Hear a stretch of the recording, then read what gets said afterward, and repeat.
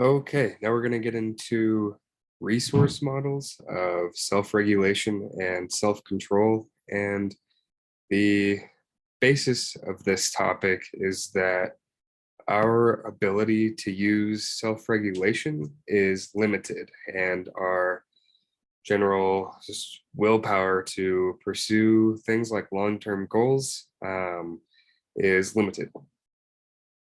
And so we'll start off here with some talk about delay of gratification and what's called ego depletion before we'll get into some explanations of ego depletion. Okay, so self-control and delay of gratification. The classic demonstration of this is a pretty fun task. It's called the marshmallow task. And so watch this video. It's pretty fun, cute video. Just goes over the original study using the marshmallow task. And this original study was longitudinal. So they had these kids do the marshmallow task, which you'll see, and then measured these various achievement measures for later on in life, finding basically that the ability to use self-control and delay gratification or reward, which you'll understand more watching the video, seems to be predictive of things like achievement later on in life. And basically, this study was replicated, and the purpose of the replication, first of all, was a lot of these psychology studies that happened early on. They didn't have very large sample sizes. I know I brought up the replication crisis a little bit with priming, but this replication crisis does apply more to psychology in general as well. And so the purpose was to see if the marshmallow task predicting achievement later on in life would happen again here in this experiment as well. And what was found was that the effects were there. So the marshmallow task in general did predict achievement later on in life. And so this was just a general achievement test score. And at the age of 15, but the effect was definitely smaller than what was found in the original study. This was due to other variables such as at-home life, income, school curriculum, things like that, predicting achievement later on in life. Obviously, there are a lot of variables that go into that. So failing this marshmallow task that you watched in that video certainly is not I guarantee that, oh, this kid failed the task, definitely doomed. That's not it at all.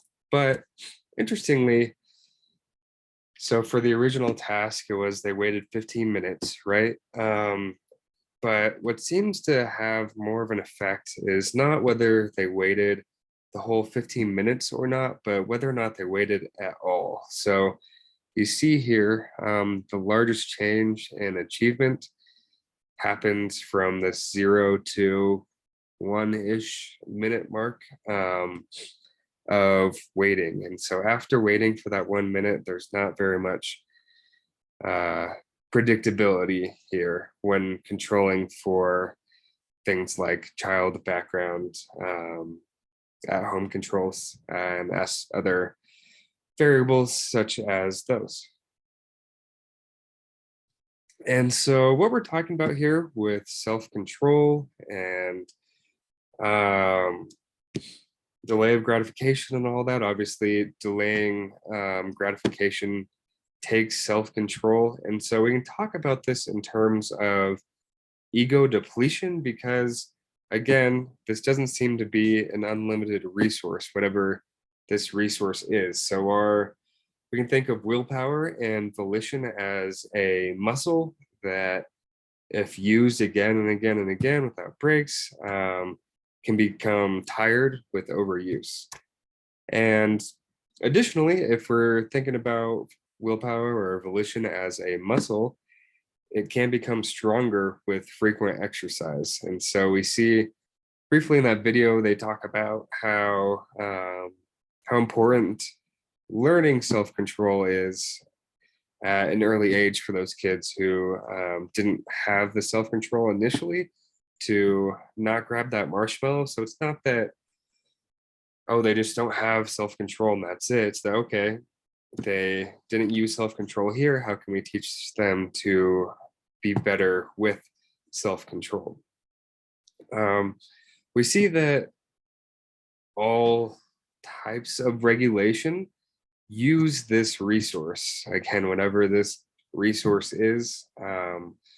And so using one type of regulation, therefore, should make it harder than to use another type of regulation, because that general resource that's being used, there's less of it after using that initial regulation, right? So we can talk about some of this should look pretty familiar based on the various regulation topics that we've covered, but we have emotion control, thought control, impulse control, which is overcoming distraction, avoiding temptation, like with that marshmallow task. Additionally, we have performance management. So bringing behavior in line with a certain standard, right, that we've talked a little bit about in the past, persisting and correcting in the face of failure to improve overall achievement. And so basically, let's say we're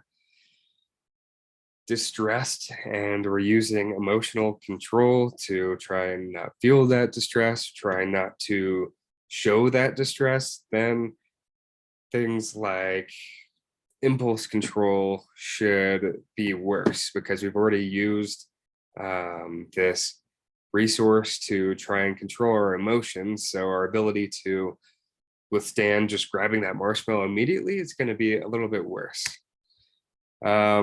So here, I want you to watch this video. I love this video.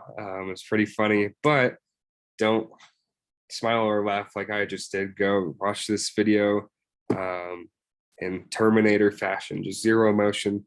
Try to, as you watch this, refrain from any emotional reaction. And then I want you to